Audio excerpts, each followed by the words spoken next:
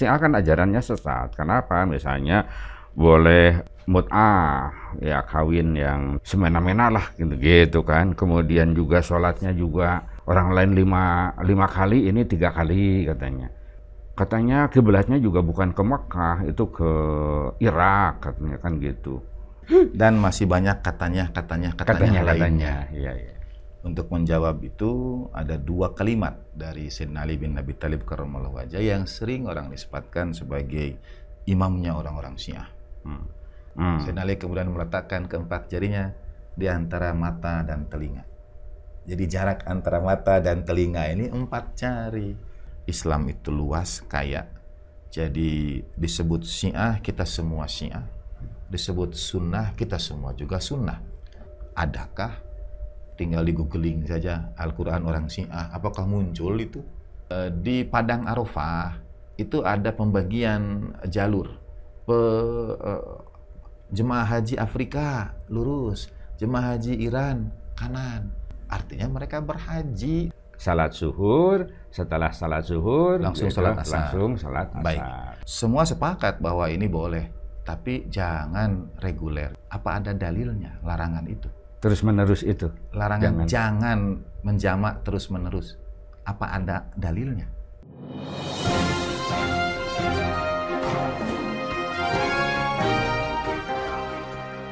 Jumpa lagi dengan Ruang Publik bersama DDM. Saya mengundang Usmib sebagai orang yang paling punya otoritas untuk berbicara tentang Syiah atau Ahlul Bait. Syiah itu pejoratif, nama yang dilekatkan kepada sebuah ajaran yang dianggap sesat, gitu kan? Itu harus diklarifikasi. Begitu. Siap. Dan saya kira ya harus kita akui bahwa banyak di kalangan orang Islam, di kalangan kaum muslimin, bahwa ada ajaran-ajaran yang dianggap sekali lagi itu tidak sama dengan kaum muslimin yang lain. Ini persoalan yang perlu ya dimediasi. Apakah ini karena miskomunikasi? Apakah ini saya memang tidak bisa menerima pendapat itu? Oke, tidak ada masalah. Atau karena alasan-alasan yang lain, tetapi semua terpulang pada sikap Anda, gitu. Tugas orang media adalah memediasi, menjadi perantara semua pihak untuk berbicara sesuai dengan pemahamannya masing-masing. Kira-kira gitulah singkatnya. Luar biasa. Iya. Tadi kan orang katakanlah tadi kan dikenal Syiah gitu. Syiah kan ajarannya sesat. Kenapa? Misalnya boleh mut'ah, ya kawin yang tadi semena-mena lah gitu kan. Kemudian juga sholatnya juga bisa orang lain lima kali, ini 3 kali katanya. Kemudian juga katanya kiblatnya juga bukan ke Mekah, itu ke Irak katanya kan gitu. Banyaklah ya hal-hal yang tadi harus tadi dijelaskan gitu. Baik, terima kasih. Dan masih banyak katanya lainnya. Iya.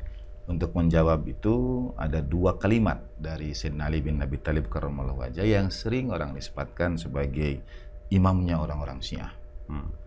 Satu kalimat pertama dari beliau itu al-farqu bainal haqqi wal batil, perbedaan antara yang benar dan yang batil itu. Kemudian beliau meletakkan 4 jari. Perbedaan benar batil itu 4 jari saja. 4 jari itu? 4 jari saja. Beda yang benar, yang hak dan yang batil itu 4 jari saja. Bisa dirumuskan satu-satu 4 jari itu? Ya.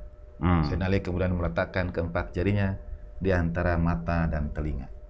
Jadi jarak antara mata dan telinga ini 4 jari.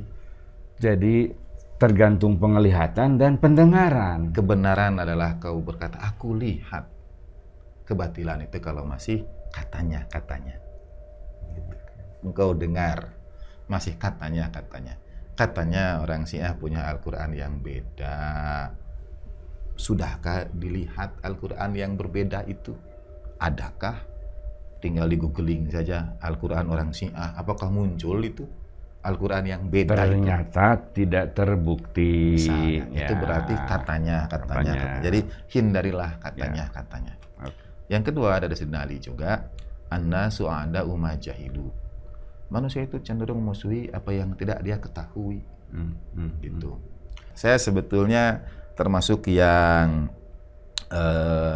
terhadap kategorisasi itu saya punya posisi sendiri, karena bagi saya Islam itu luas, kaya. Jadi disebut Syiah, kita semua Syiah. Disebut Sunnah, kita semua juga Sunnah. Karena Syiah artinya pengikut, dan Sunnah artinya yang menjalankan Sunnah. Pengikut Rasul, kan gitu. Betul, semuanya. Sunnah gitu. Ya Sunnah Rasul. Betul, persis. Nah, kategorisasi itu terjadi. Jawabnya bagaimana? Misalnya kalau ada Syiah dilabeli sesat. Lalu orang Syiah itu di dunia ada di mana saja kah? Kita akan jawab Iran. Mana lagi? Irak. Mana lagi? Mungkin Afghanistan dan lain sebagainya. Kalau di Wikipedia saya kira... Kan di Saudi juga ada. Ada. Di Madinah juga ada. Madinah juga ada. Nah bahkan itu yang ingin saya sampaikan. Di Padang Arafah itu ada pembagian jalur. Jemaah haji Afrika lurus, jemaah haji Iran kanan. Ini pembagian jalur supaya pengaturan jamaah itu lancar. Jadi ada jalur jemaah haji Iran. Selesai sudah. Artinya mereka berhaji, menjawab tadi hajinya ke Irak. Itu di Padang Arafahnya itu ada tanda Iranian Pilgrims belok kanan. Selesai sudah. Yang kedua, Iran itu mendaftarkan negaranya resmi sebagai Republik Islam Iran. Bayangkan, sejak revolusi 1979, berarti sudah lebih dari 40 tahun. Iran mendaftarkan nama resminya, sehingga di Olimpiade Republik Islam Iran, di Piala Dunia Republik Islam Iran. Kalau Iran yang Syiah itu bukan Islam, protes dong kaum muslimin, namanya 40 tahun dicatut oleh negara.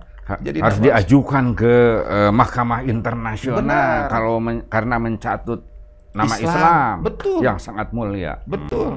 Di PBB, di mana-mana harusnya bergeraklah dunia Islam. Kalau penggunaan nama Islam oleh Republik Islam Iran itu salah, sesat. Bergeraklah. Dan mengapa selama ini negara-negara Islam pun tidak bergerak? Karena sudah selesai. Misalnya kenapa Saudi Arabia tidak bergerak? Kenapa Uni Emirat Arab? Kenapa Yordan? Kenapa Kuwait? Kenapa tidak bergerak memprotes penggunaan Republik Islam Iran itu? Sesungguhnya kan di situ saja sudah selesai. Iran itu pernah menjadi ketua organisasi negeri-negeri Islam itu. Oki. Iran betul. Sempat itu ya. Sempat kan dia bergilir. Iya betul. Sempat. Lalu apalagi yang kita permasalahkan? Sesungguhnya itu selesai. Tapi saya ingin menjawab mengapa dituduh sesatnya. Bukan karena Qur'annya beda. Bukan karena ada nikah mut'ah dengan definisi yang disalahpahami. Bukan karena waktu sholat yang dijamak. Untuk waktu sholat yang dijamak, ini saya bacakan Sahih Muslim. Ya sekarang sholat jamaah dulu lah, gitu. Bicara kenapa waktunya tidak. Saya bacakan Sahih Muslim dari aplikasi Al-Mawsu'ah Ad-Duror As-Sunniyah atau As-Saniyah. Sahih Muslim hadis 705. Jama'a Rasulullah sallallahu alaihi wasallam baina dhuhri wal asri wal maghribi wal asya'i bil Madinah fi ghairi khaufin wala matarin. Bagian Nabi menjamak salat zuhur dan asar, maghrib dan isya di Madinah. Di rumah beliau sendiri. Fi ghairi khaufin wala matarin, bukan karena takut atau hujan. Dalam hadis Waqi, qala qultu li Ibnu Abbas lima fa'ala dzalik? Mengapa aku bertanya pada Ibnu Abbas, kata Al-Waqi, mengapa bagian Nabi melakukan itu? Ibnu Abbas menjawab, kaila yuhrija ummatahu, supaya tidak menyulitkan umatnya. Luar biasa. Ya. Sekarang Jakarta padat, keluar kantor sebelum maghrib, sampai rumah sebelum isya, antara maghrib dan isya di jalan tol. Misal misal. Ya. Apa mungkin terjadi seperti itu? Sangat mungkin. Lalu bagaimana maghrib isya kita? Nah, supaya tidak menyulitkan umatnya, sabda. Ini hadis Sahih Muslim dalam beberapa konteks berbeda. Kenapa disebut sesat? Saya akan jawab dengan dua tokoh yang juga disebut sesat dalam Al-Quran. Yaitu satu, Nabiullah Ya'qub alaihissalatu wassalam. Nabi Ya'qub itu menurut saya teladan kesabaran teramat besarnya. Nabi Ya'qub itu tinggal bersama saudara-saudara Nabi Yusuf yang terang-terangan berdusta di hadapan ayahnya tentang Nabi Yusuf. Bahwa Nabi Yusuf itu mereka buang ke sumur, tapi ke ayahnya bilang dimakan serigala. Dan hidup dengan dusta itu bertahun-tahun lamanya. Bayangkan kesabaran seorang ayah yang tahu apa yang terjadi. Tahu apa yang sangat tahu. Anak-anak itu berbohong, tahu gitu. Tapi luar biasa itu. Tidak selalu yang diketahui itu mesti disampaikan. Ya. Nah, ketika apa sebab Nabi Yusuf dibuang? Kata saudara-saudaranya, la Yusufu wa akhuhu ahabbu ila abina minna. Sesungguhnya Yusuf dan saudaranya lebih dicintai oleh ayah kita daripada kita. Wa nahnu usbah, padahal kita ini mayoritas, kita ini golongan yang kuat, kita ini banyak, tapi kok ayah kita lebih cinta Nabi Yusuf dan saudaranya. Kemudian anak-anak Nabi Ya'qub itu berkata, inna abana lafi dhalalim mubin. Sesungguhnya ayah kita itu berada dalam kesesatan yang nyata. Jadi menurut Al-Quran, sesat itu bukan perkara akidah. Tidak disebut Nabi Ya'qub itu sesat karena sholatnya dianggap beda, atau punya kitab suci yang berbeda, atau punya amalan yang tidak. Nabi Ya'qub disebut sesat karena dianggap lebih mencintai Nabi Yusuf dan saudaranya. Dugaan kesesatan pada orang Syiah itu karena orang Syiah dianggap, sekali lagi dianggap, lebih mencintai sang Nabi dan saudaranya. Baginda Nabi dan saudaranya. Jadi itu, Nabi Ya'qub saja disebut sesat karena lebih mencintai Nabi Yusuf dan saudaranya. Maka dia disebut dhalalin mubin. Ali maksudnya saudaranya. Saudara Nabi, saudara baginda Nabi, semua kita kaum muslim. Karena dalam riwayat dari Imam Fakhrul Razi, ikhwani, saudaraku. Tapi memang dalam peristiwa persaudaraan ketika hijrah, Muhajirin dan Ansor, Sayyidina Ali yang muhajir tidak dipersaudarakan dengan seorang Ansor. Dan pengen menjawab, anta akhi fid dunya wal akhirah. Dari situ ya. Satu. Ya. Yang kedua, yang disebut sesat juga adalah Siti Zulaikha. Siti Zulaikha juga disebut sesat. Lagi-lagi karena apa? Karena cinta. Nabi Ya'qub tadi disebut karena ahabbu ila abina minna. Nabi Yusuf dianggap lebih dicintai. Sekarang Siti Zulaikha juga disebut dhalalim mubin juga, sesat yang nyata juga. Ini saya baca. Surat Yusuf ayat 30. Wa qala niswatun fil madinati imra'atul azizi turawidu fataha an nafsi qad saghafa hubba inna lanaraha fi dhalalim mubin. Perempuan-perempuan kota itu berkata, itu perempuan aziz, perempuan pembesar, istri pembesar, maksudnya Siti Zulaikha itu, dia tergoda-goda, terpikat oleh bujangnya, oleh budak beliannya.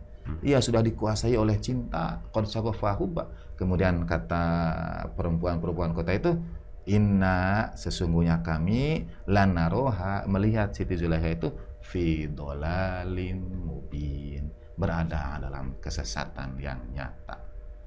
Jadi dua kali ayat Al-Quran menyebut sesat yang nyata.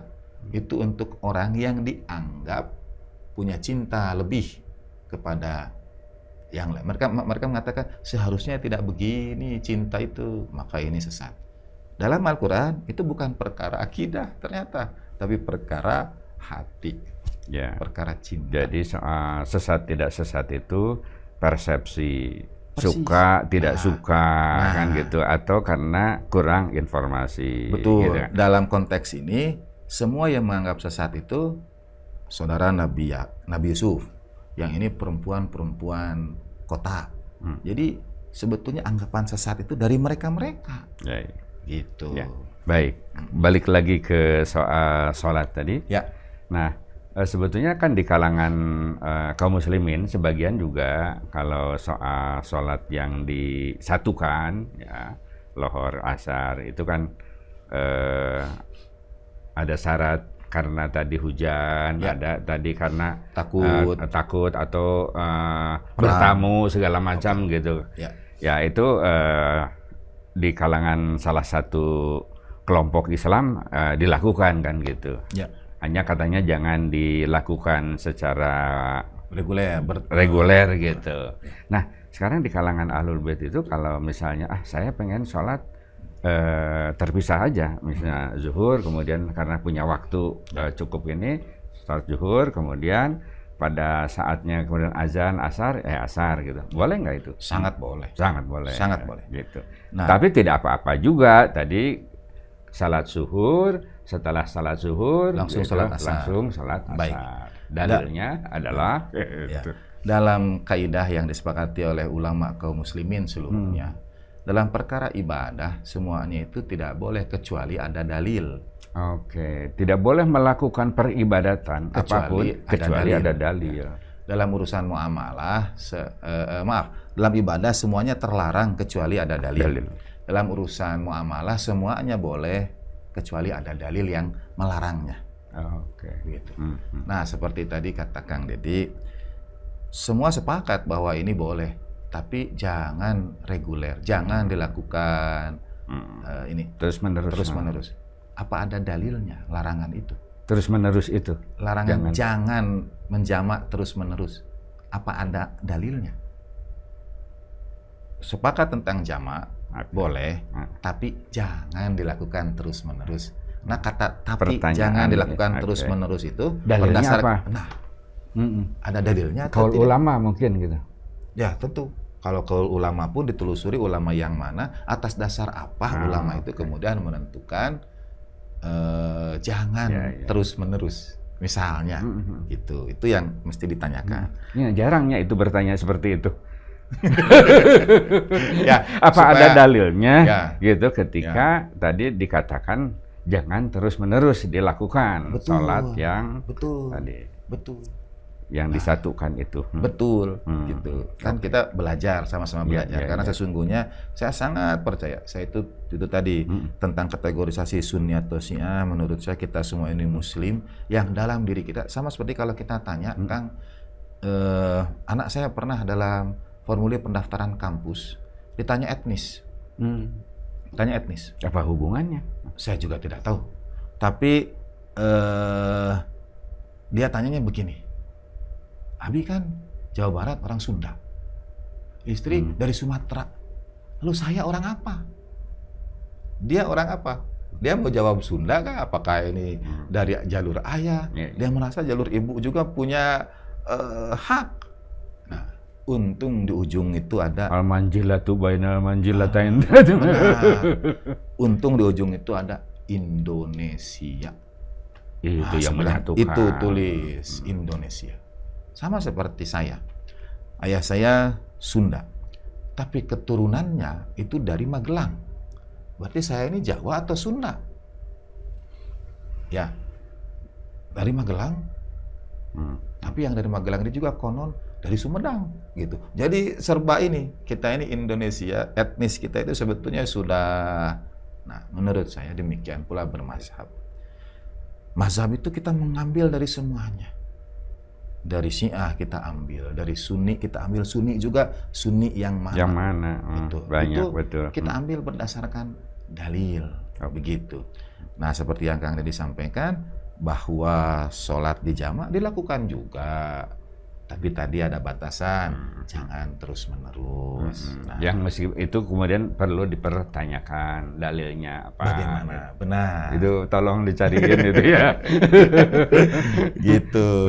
Nah, terus misalnya tentang apa lagi? Tentang ada tuduhan misalnya. Al-Qur'annya beda. Gitu. Al-Qur'annya beda, tinggal ditunjukkan mana yang disebut Al-Qur'an yang beda itu. Sekarang sudah dengan perkembangan teknologi dan lain sebagainya, apa pernah ada muncul bahkan di grup WA kita, ini nih Al-Qur'annya orang Syiah yang beda itu. Sudah pokoknya itu tadi tidak terbukti. Tapi karena katanya tetap aja ada semua yang beda, tapi disembunyikan, tidak dikeluarkan gitu. Nah, bagi tentu itu bagi mereka yang tetap aja ngotot yakin bahwa Qur'annya beda dengan segala cara. Itu memberenan ya mau apa lagi ya, kalau karena itu ingin saya tidak jawab. suka. Ingin saya jawab dengan begini. Al-Qur'an sendiri menjamin kamilah yang menurunkan Al-Qur'an, Allah Ta'ala, dan kamilah yang akan menjaganya. Jadi kalau Al-Qur'an itu bisa ada yang didisinformasi ya, atau maka itu penjagaan ya, Allah Ta'ala. Begitu. Berarti tidak beriman ke Allahnya, Al-Qur'annya. Kalau percaya ada Al-Qur'an lain yang dirubah, maka ia tidak percaya pada ayat dalam Al-Qur'annya sendiri yang mengatakan Allah Ta'ala menjaga Al-Qur'an ini. Oke. Gitu. Nah, jadi, terus menurut saya kalau ada yang percaya itu tidak boleh dibiarkan. Ya itu kan beda pendapat. Tidak, menurut saya harus diluruskan karena dia tidak percaya dengan Al-Qur'annya sendiri. Sudah keluar dari Islam. Gitu ya. Oke, banyak nih soal tadi yang disebut kesesatan itu. Itu misalnya tadi Syiah itu boleh mut'ah dalam pengertian ya kawin tanpa ya ada saksi, ada apa ya hukumnya tidak jelas. Itu mah menginikan naluri kebinatangan katanya. Baik, tergantung definisi ya. Apa yang dimaksud dengan nikah mut'ah? Nikah untuk bersenang-senang. Mut'ah artinya bersenang-senang. Sesungguhnya setiap nikah, Kang, ditujukan untuk bersenang-senang. Supaya kita hidup lebih tenang, lebih tentram bersama pasangan kita. Jadi semua nikah itu mut'ah. Karena ditujukan untuk bersenang-senang. Ada gitu yang nikahnya tidak dengan tujuan untuk bahagia. Ya itu lain soal ya.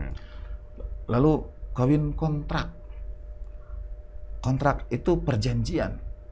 Sesungguhnya setiap akad adalah perjanjian. Akad itu perjanjian. Golido gitu. Perjanjian yang maha hebat. Nah, jadi apa yang disebut dengan nikah mut'ah? Nah, apakah dia kawin yang boleh tanpa saksi? Keliru. Begitu, sama sekali tidak benar. Nikah mut'ah per definisi adalah nikah dengan seluruh ketentuan itu. Jadi saksi, wali, mahar. Bedanya, kekuasaan terletak pada perempuan. Perempuan yang dapat menentukan syarat pernikahan. Oh, jadi misalnya kata perempuan, tidak usah saksi, boleh itu? Tidak, kalau itu rukun nikahnya. Rukun nikah. Misalnya perempuan mensyaratkan, oke, kau nikah denganku, tetapi ini. Dia sanggup penuhi, dia itu disebut dengan nikah dengan syarat.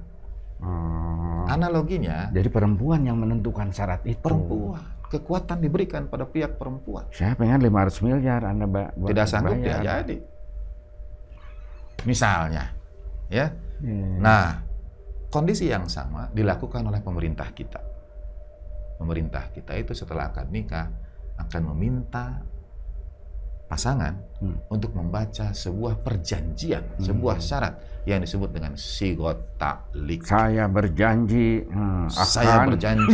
akan menggauli istri saya. Kalau saya tidak menafkahi 3 bulan lamanya, jatuhlah talak saya 1. Kang, beri saya dalil di mana di negeri selain budaya Nusantara yang ada sigot ta'liq setelah akad nikah.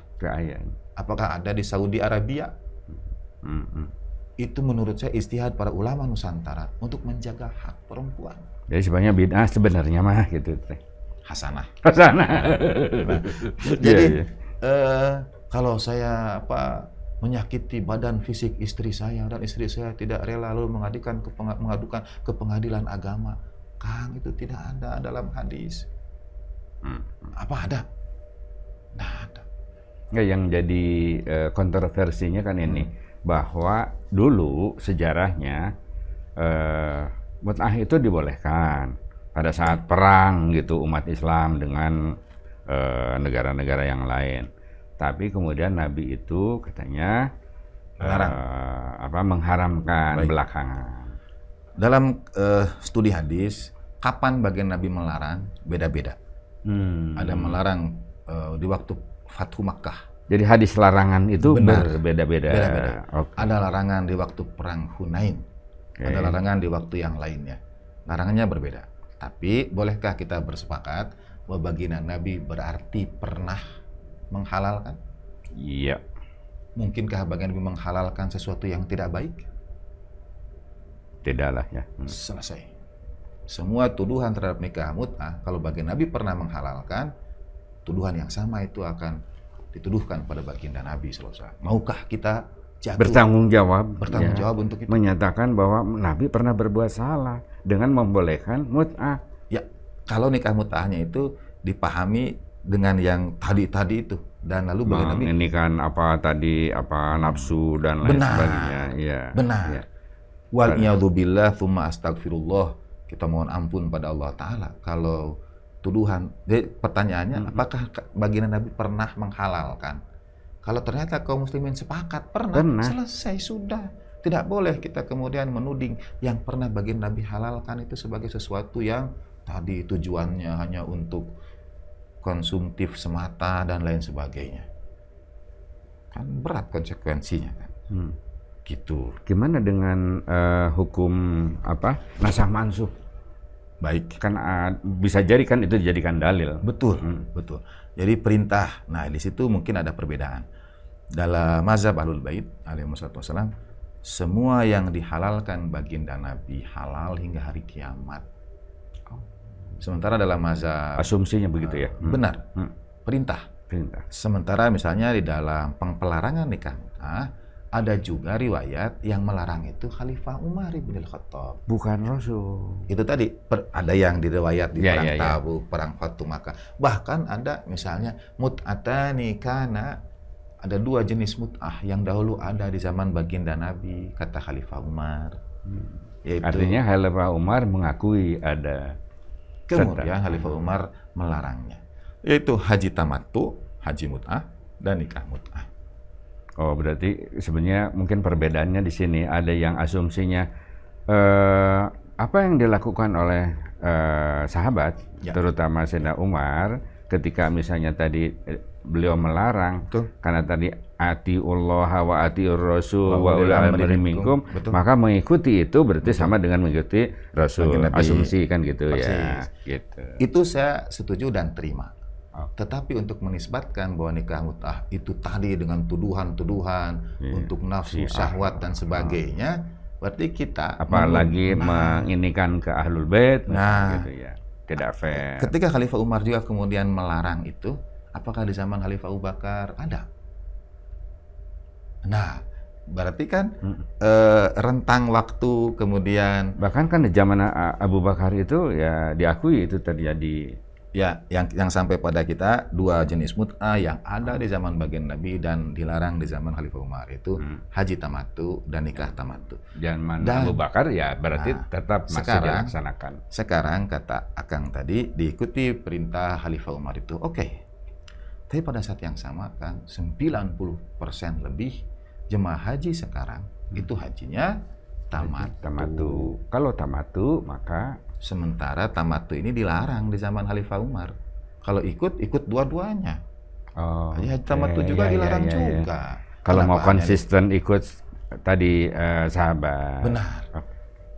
Mut'atani, dua mut'ah yang ada di zaman baginda Nabi dan dilarang di zaman Khalifah Umar. Nikah mut'ah dan haji mut'ah, haji tamattu. Nikah mut'ahnya terlarang sampai sekarang, tapi haji tamattunya diamalkan. Bagaimana? Jadi kelihatannya mungkin bukan soal dalil ya, tapi soal opini publik. Iya kan, bahwa ini si A, ini ciri si A sesat, ya sudah, kira-kira kan gitu. Ya. Nah, makanya kita buka nih sekarang ya pencerahan soal tadi ya menerima atau tidak, percaya tidak, yaitu hak masing-masing. Betul. Tapi bahwa penting dalil itu ya. Benar. Ya. setiap tindakan itu harus atau persepsi itu harus berdasarkan dalil.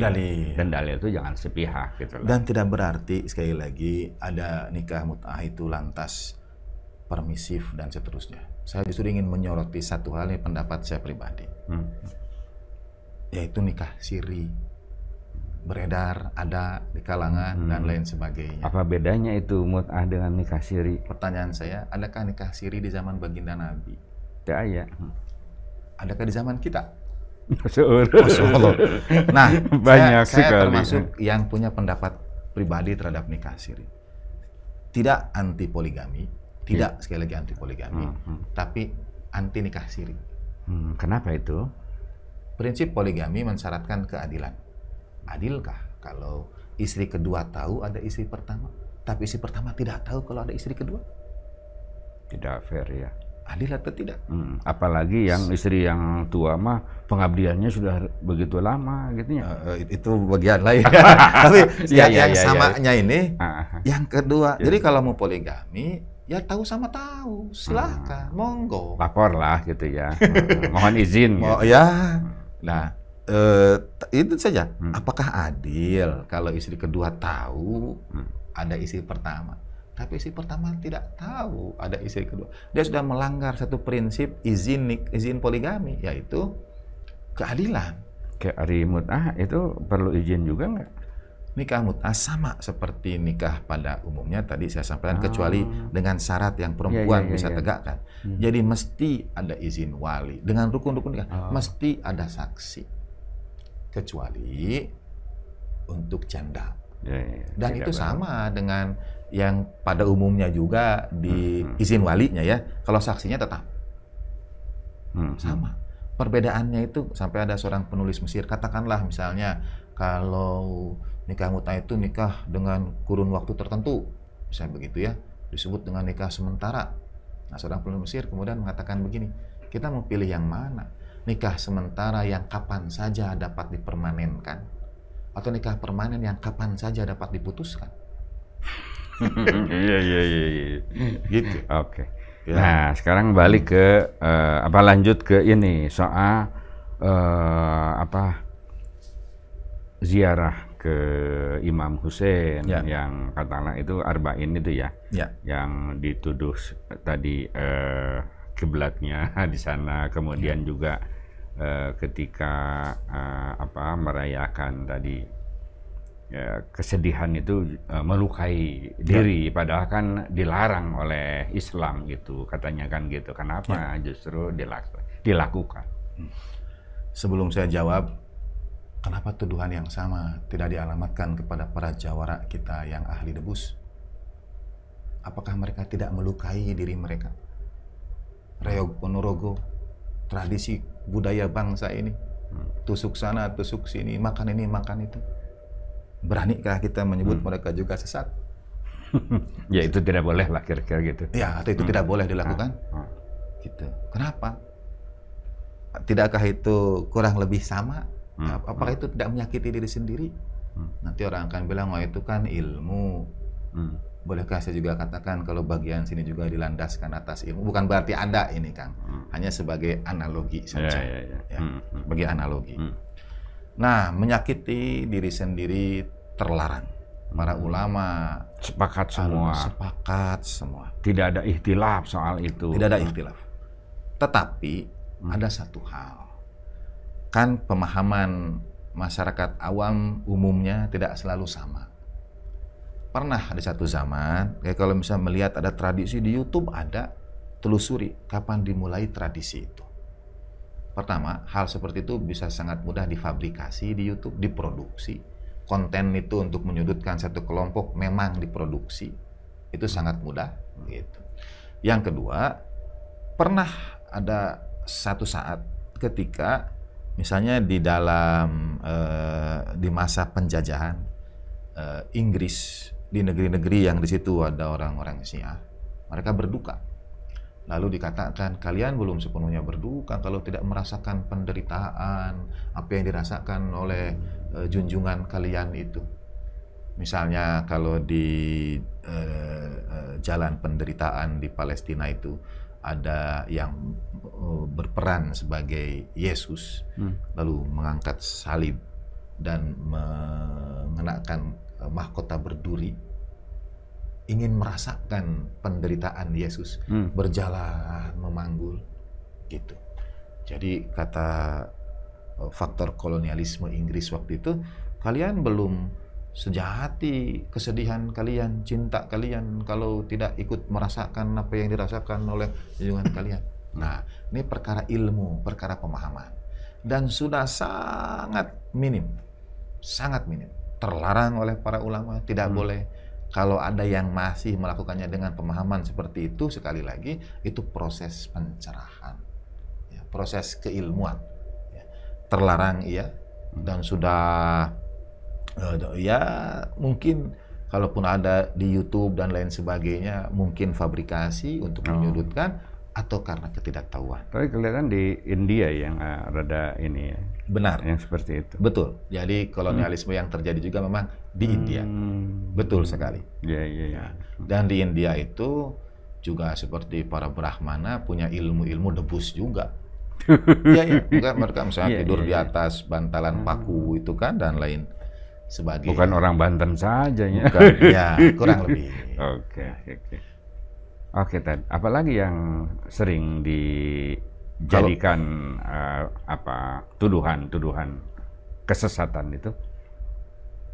Kan Quran sudah, mut'ah sudah, sholatnya dijamak sudah, Qurannya sudah. Apa tadi tentang mungkin ini katanya sholatnya di atas batu. Oh iya, pakai yang Sholatnya pakai batu. itu.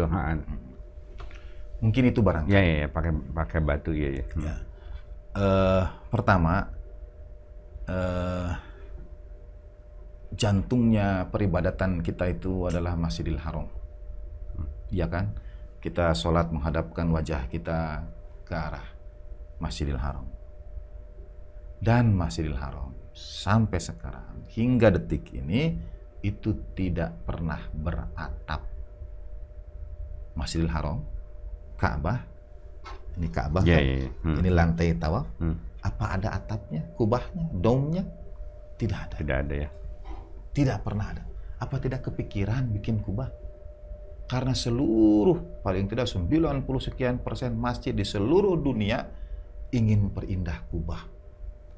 Bukan masjid kalau tidak ada kubah. Domnya itu betul-betul menjadi ciri khas hampir setiap masjid seluruh dunia.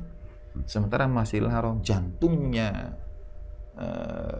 kaum muslimin, tidak ada kubahnya. Jadi kita itu bikin masjid ikut mana?